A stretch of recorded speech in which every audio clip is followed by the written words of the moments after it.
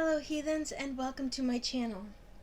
I am Beauty Heathen, and my channel is usually dedicated to the exploration of paganism through the medium of cosmetics. In case you're new here, I welcome you and I thank you for joining me with this video. I'm going to lead off with the reason why I covered paganism while delving into cosmetics is, if not for ancient pagans and our ancient ancestors hundreds of thousands of years ago, we likely wouldn't have cosmetics today. So if anyone is just joining in and a little confused why I'm doing this while talking about that, there's your reasoning. Additionally, I use cosmetic practice heads because paganism is a very culturally, ethnically, and racially diverse subject. So I try to be respectful and mindful of that. Today is going to be a bit different. If you have not seen my video, my collab video with Wicker Mama on Let's Work to Do Better, I will link it probably somewhere up here. Today's going to be a bit like that, but I'll get into it in a moment. Today we'll be discussing a much larger and, while mundane, it does sort of tie in because, let's face it, everything is connected, and if you don't communicate constructively and clearly in conversations, you may not really do that either if it came to ritual or spell work. So this is an overall guidance that I think is a really critical topic given the present climate of communication, particularly when it comes to disagreements and conflict, especially in the online community. Before I get right into it, if you enjoy this subject matter or feel you would find my content of interest, please don't forget to like, subscribe, and set the bell to all to be notified of when I upload new videos. With all of that said, onto today's subject of how to communicate constructively, effectively, and clearly.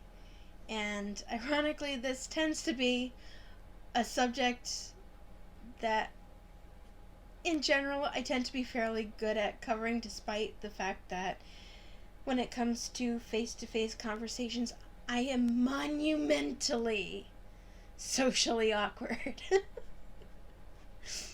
I do much better communicating in text than I do verbally sometimes, so if you've watched any of my previous videos and heard a lot of ums and ahs, there you go.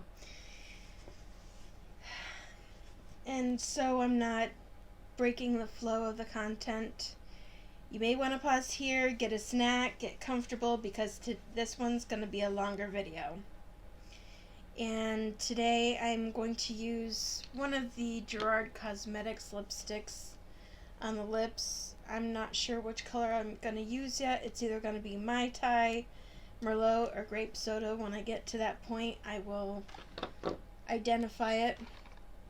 I'm also using a portion of the Ulta box that they sold around the holidays for blush and potentially highlight, or I'm going to use a highlight I got in my BoxyCharm subscription that, although I do not support this brand, Too Faced, I would rather use it and not let it go to waste. So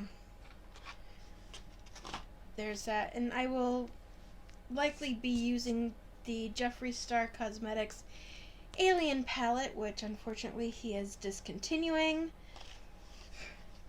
but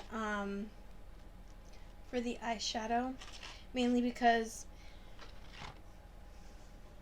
many times I feel like an alien when it comes to how I think or perceive the world and what it could be, and many times people just do not understand me or what I'm saying, so I felt it was appropriate. I'm going to use this. Where's the top? I'm trying to at least give you the colors. The matte rose blush and the rose gold highlighter on the face before I get into the eyeshadows. And with all of that said, on to the content. Everyone experiences anger, often with justification. Not always, but often. Could be something someone said triggered an emotion or hurt in you, be it from a previous experience with someone else, personal trauma, or circumstance. But it rarely facilitates constructive communication. And I've noticed this especially being a problem on Twitter. Sorry. Additional disclaimer, do not look to these heads with how they perform with cosmetics. They don't have human texture or pores or anything to grip on to the pigment. So if anything I'm applying at some point doesn't work very well, it's not a reflection of the cosmetics themselves. It's just sometimes things just do not work. So, just a little forewarning on that. When aiming for constructive communication, the first important thing to do is take steps to remain calm, even if it means walking away from the person or technological device for a few minutes. You can be direct about why and say, my temper is getting the better of me, but I want to resolve this, so let's take 5 minutes and try again with cooler heads.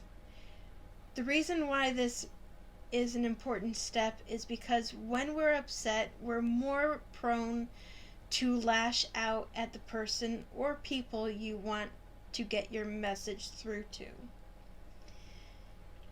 And if you lash out or attempt to communicate when you're still angry, you're going to be more likely to end up flinging vitriol or verbal attacks at the other person. That will immediately cause the recipient to go on the defensive and shut down. They will not hear you, and you will not hear them. Remaining calm allows you and the other person to view the situation with more objectivity, which increases the likelihood of finding a mutually agreeable solution to the problem. Pay attention to your emotions and keep from becoming overwhelmed. If you are calm, you are less likely to say things you'll regret later, and things that could be destructive to the relationship, or even just with regards to trying to get your message across.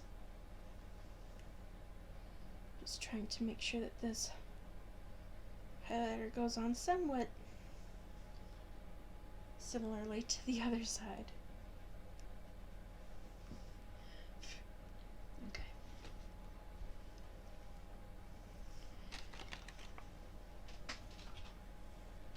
Alright.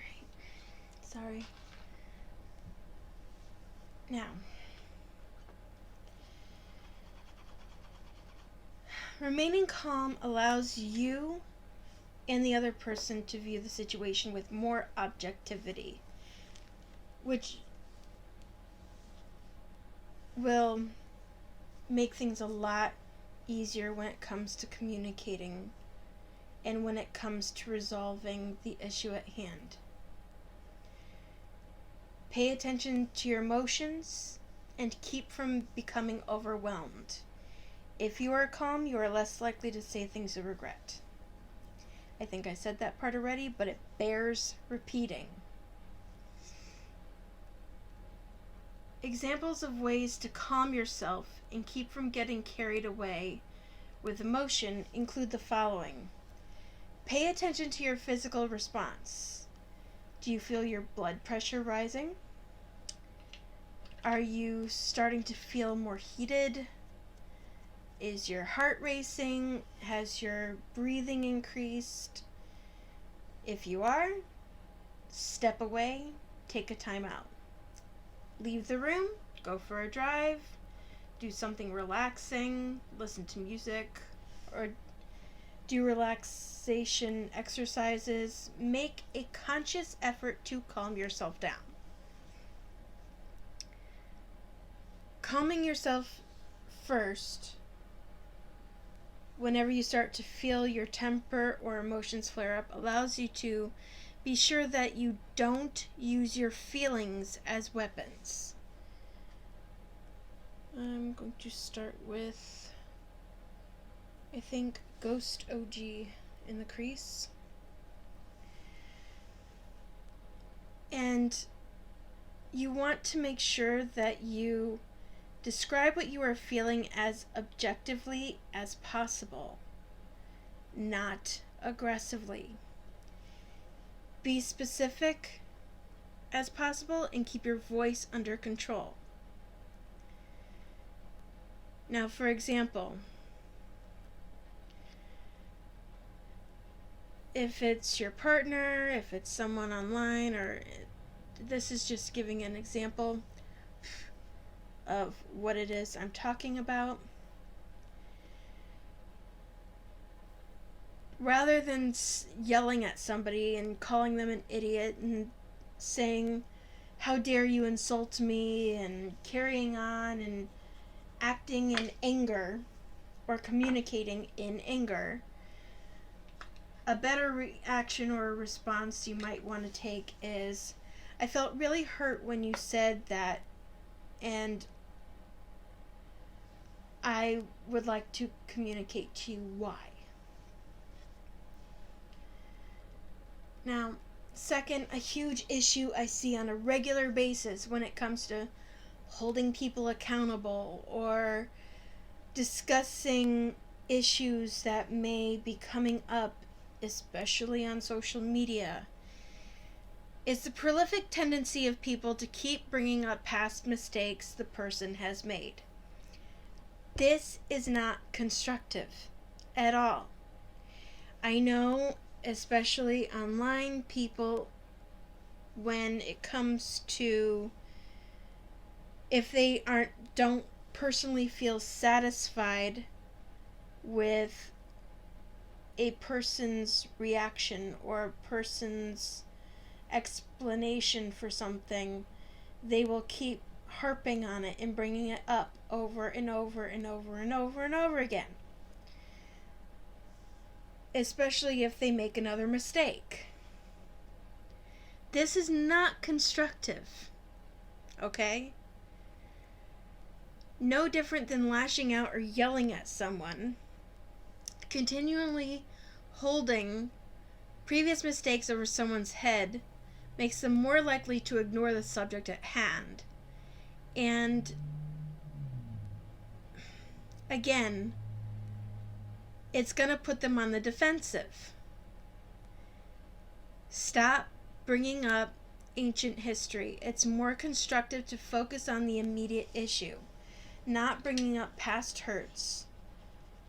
Especially when you're upset with somebody and you add past issues to the discussion, it can only further work to escalate the conflict instead of work to correct or fix the current one.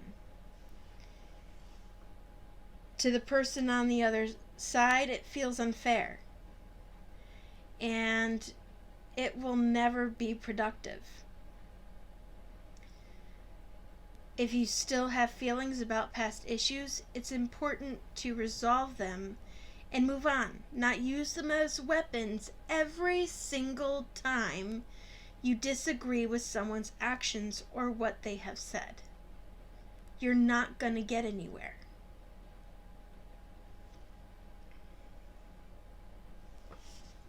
Also, a little addendum if you're new here, I'm not a makeup artist, I'm a novice.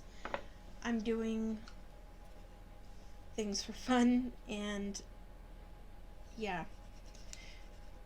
I'm not an expert by any means, which I'm sure you may have noticed already. Anyway.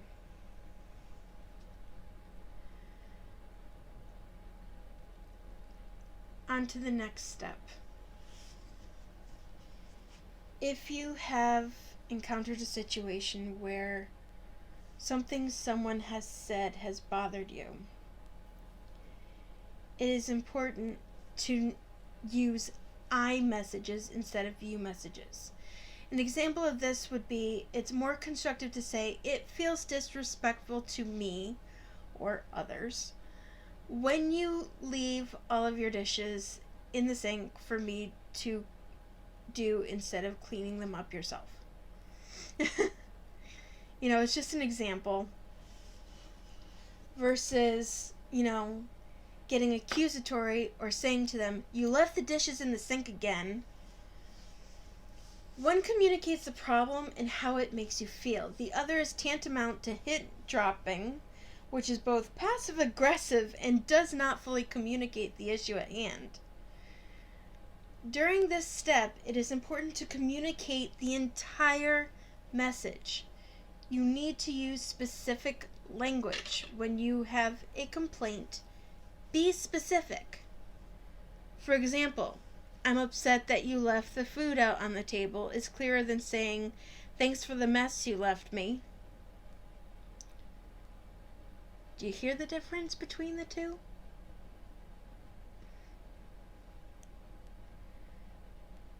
Because this communication is huge, and especially with social media and everything, people are losing the, I guess you could say, art of conversation and communication, and the faster people learn how to resolve conflicts and start incorporating these methods, the better things may actually get, and the more likely things will get actually resolved instead of ignored.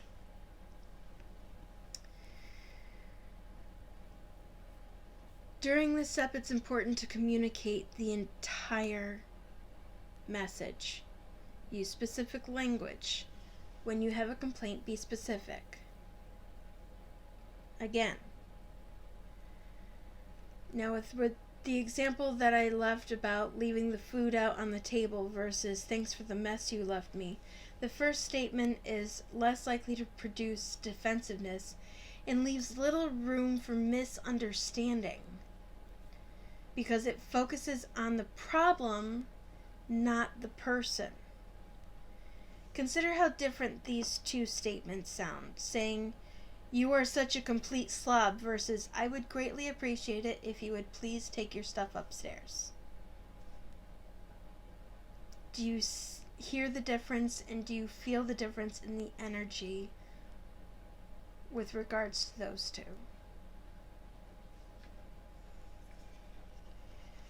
Also, attacking someone's personality, character, their weight, their physical appearance, rather than the specific behavior, is different from simply expressing a complaint. A complaint focuses on a specific action,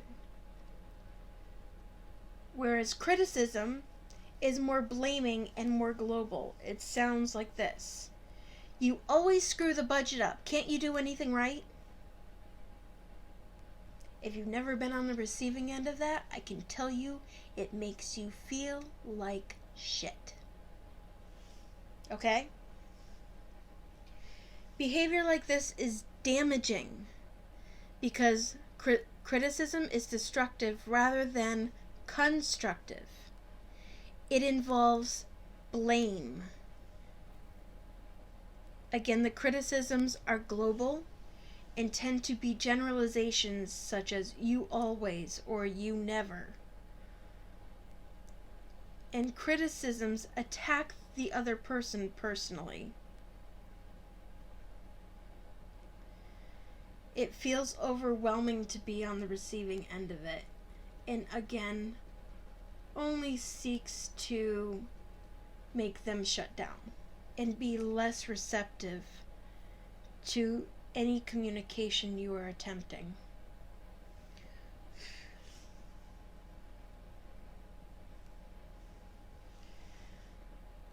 In order for the communication to be better understood, the message needs to be complete.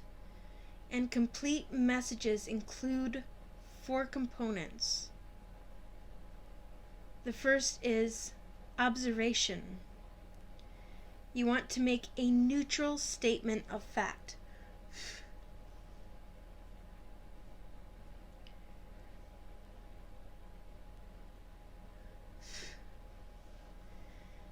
You want to express thoughts, your own opinions and beliefs.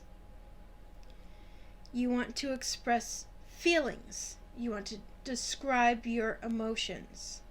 And lastly, you want to express your needs and make a statement of what you need or want from the other person. And I'm going to give you an example of a complete message versus one that's incomplete. Say you're involved with somebody, or you're want to hang out with a friend, and you send them a message: "The weekend is coming up. I hope we can go to the movies together. I would like to spend some time with you." That's an example of a complete message. You give the observation. You are expressing your thought process. You're expressing your feelings, and you're expressing your needs. Whereas an incomplete message leaves out one or more of these components, and it might sound like this: "I hope we can go to the movies this weekend." While there isn't anything inherently wrong with that statement, the first one is more complete and will more likely result in the speaker getting what it is that they want because of its clear and cohesive nature.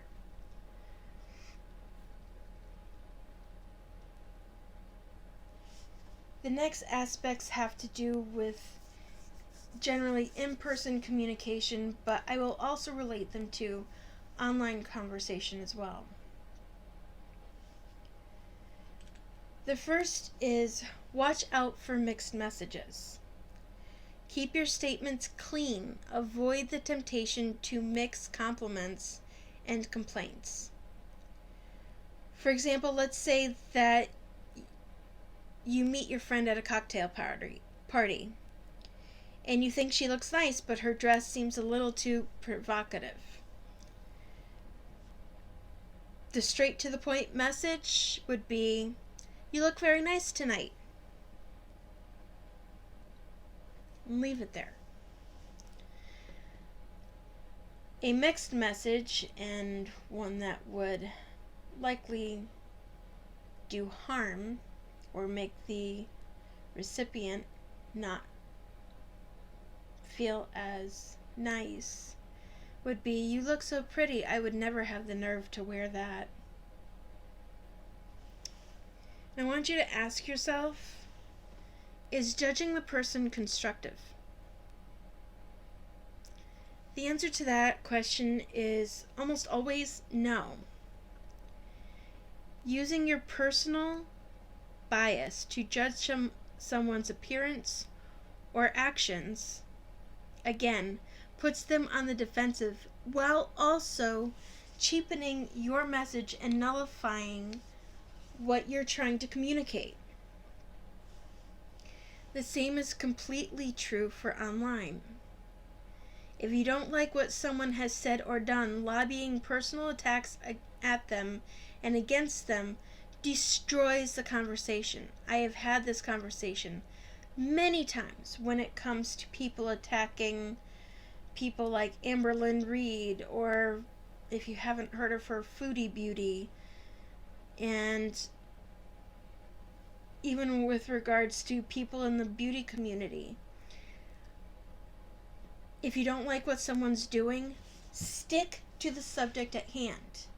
The moment you divert from that and you start bringing up the past, the moment you start attacking them for past mistakes, the moment you start bringing up their looks, the moment you start targeting them for their weight or their appearance or anything of that nature, you 100% have just lost the entire motivation of communicating with them. And you have immediately made them shut down. They are not going to listen to a word you have to say anymore, because you have now turned something that you may have wished to have initially start off with as a constructive criticism or giving constructive feedback and turned it into an attack. The more you do that, the less likely anybody's going to take you seriously or listen to a frickin' word you have to say. And when I brought up this before, I've immediately had people start attacking me for saying such, while completely lose the fact that I'm actually right. And they want to ignore that.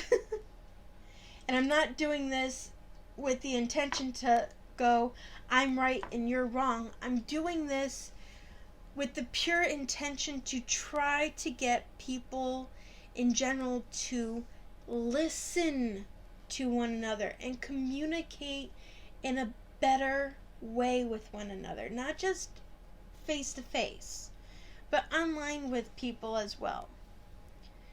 Talk to people and treat people how you would want to be treated. If you don't want to be belittled, if you don't want to be talked to like you are in any way, make, shape, or form less than anybody else, keep the same energy with the people that you're talking to. That's a phrase that's thrown around a lot on Twitter, especially when it comes to the drama community or the commentary community. Keep the same energy, because they talk about bias all the time. Well, you should be doing the same thing too if you're trying to talk to somebody or call them out on something that you felt was a slight or something that they shouldn't have done. It's the same mentality. You need to be respectful. You need to not resort to personal attacks. You need to not attack the person that you want to hear you, because they are not going to hear you.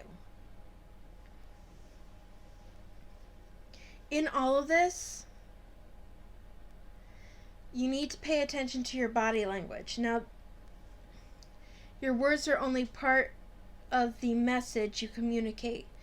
If you say, "How nice it is to see you," while frowning, your message becomes unclear.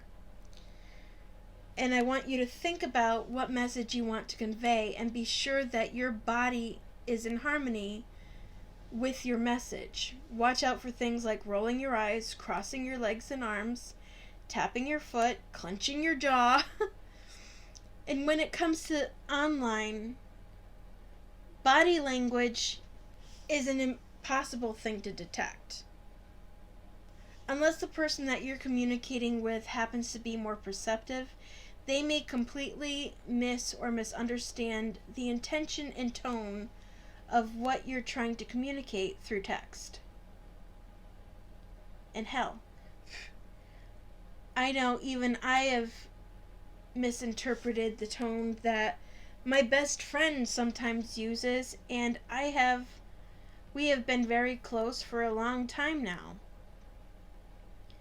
And while usually I understand what she's saying or her intention behind saying what she is, sometimes, especially if I'm in a bad headspace, it's entirely feasible for me to completely and totally misinterpret and misunderstand what she's trying to say.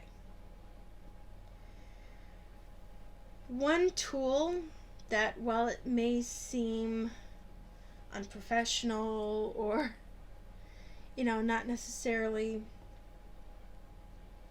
the best thing to use, that I use all the time, be it at work, be it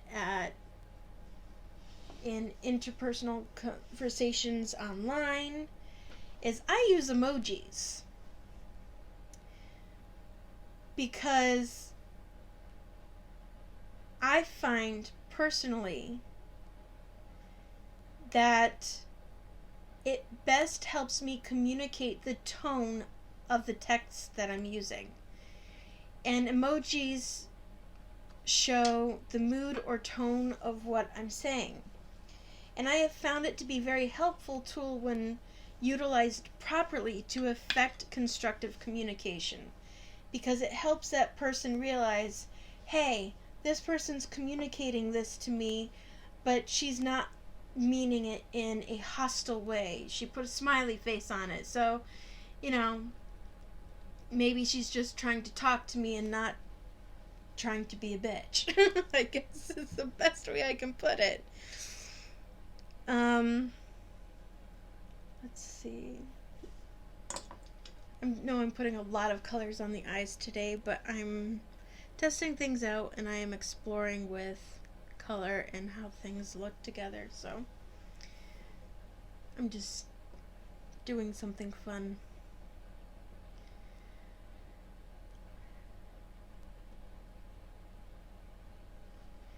In conclusion, make sure you resolve any negative feelings. If you have bad feelings about your partner or the person you're speaking with, take steps to resolve them. Don't hold on to them, don't bury them, because it only makes things worse. Don't let them grow into feelings of contempt. When you engage in behavior, verbal or nonverbal, that conveys a lack of respect, you are placing your relationship, or at the very least, the conversation at hand, in serious danger. This includes, as I've been saying, obvious abuse, and also insults, making faces, and name-calling. Any relationship that is plagued with abusiveness and negativity will have a very difficult time surviving. And I'm going to use the color grape soda. Make sure you don't become defensive. It is understandable to react defensively when you are in a conflict situation, but it can be dangerous to a relationship or when trying to resolve any conflict. Defensiveness tends to escalate the conflict and does nothing to resolve it. And some examples of defensive behavior include denying responsibility. So, if for some reason in the conversation or in the conflict you may have had some participation in the issue, don't feign responsibility. Don't deny it. Take time to self-reflect. Don't make excuses. I couldn't help it, or traffic was awful, or, I have mental health issues. These days, most of us have mental health issues of some sort. But when it comes to actions, you make the choice to act the way that you do. If you are having mental health issues, I know what works for me is stepping away, just communicating to people that, hey, I'm not in a great headspace right now, and in the best effort to make sure that I don't do or say anything that may be upsetting because of where my head is at right now.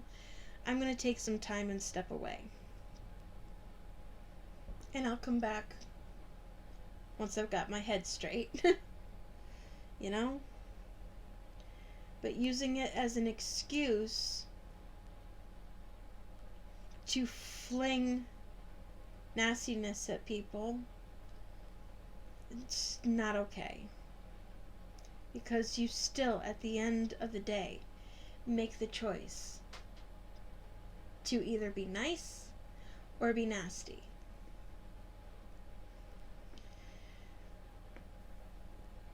Another thing is, don't ignore what your partner says, and don't keep throwing a complaint back at them. Yeah, well, what about the mess you left yesterday? Or, yeah, well, what about this thing that you did? It also brings up into mind, dredging up past history and previous complaints. Don't keep harping on it, otherwise you're not going to get anywhere. Because all that's going to happen is the person that you're trying to communicate with and resolve this conflict with is going to think is, I can't do or ever say anything right, and no matter how sorry I may have already expressed that I am, it's never ever good enough. So why should I bother trying to do so again? You see what I mean? And any time, especially in a conflict resolution where, either you're apologizing or the other person is apologizing, don't use, yeah, but, or I'm sorry, but. The moment you use but, it completely nullifies everything you've said before that. Don't whine. Don't roll your eyes or make a face. Communicate like a mature adult. Because if you are being petty, if you're being nasty or gross, there's only so much a person is going to take that kind of nonsense before they just say, you know what, I'm done with you. And it's not just in person, it's also online as well. The person on the other side of your screen is still a person. They're still a human being. If you feel that there is going to be no resolution to what you're talking about, feel free to use that frickin' block button. Nobody is forcing you to look at their content. Nobody is forcing you to interact with them. But always, always, always be respectful. Otherwise, you're not going to get anywhere. Last but not least, do not shut down.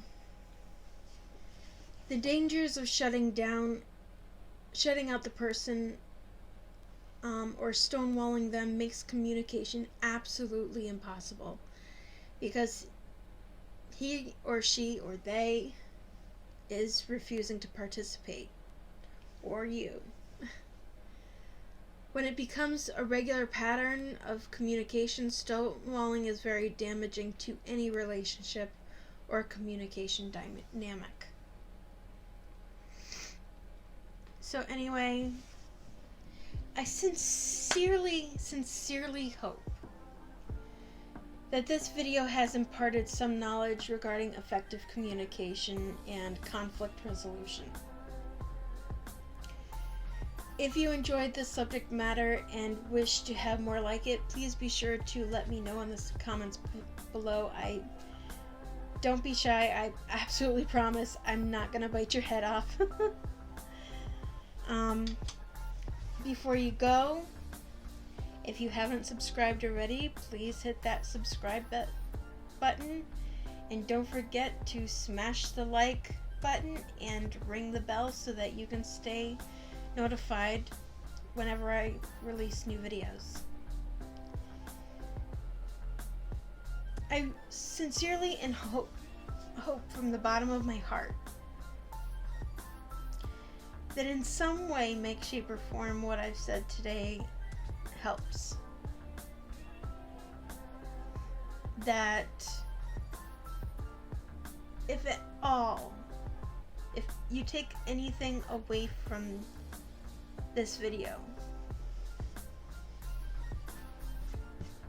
which is on Tutorial Tuesday and is a very fitting day for this video, all I hope to impart is guidance to help everyone communicate with one another better. We have an entire generation of people coming into the world who have always had technology at their fingers. I am somewhat older and I remember the days before cell phones, which, believe it or not, was not that long ago, dang it, so I'm not ancient. But, you know, with that, I have noticed this absolute loss of people knowing how to communicate with one another and do so responsibly and effectively. So, I sincerely hope this video may assist you or someone you love or care about in some way. And with all of that said, until next time, I wish you joy, I wish you love, I wish you kindness, I wish you peace, I wish you patience, I wish you joy, and most of all, I wish you brightest blessings. And until next time, blessed be.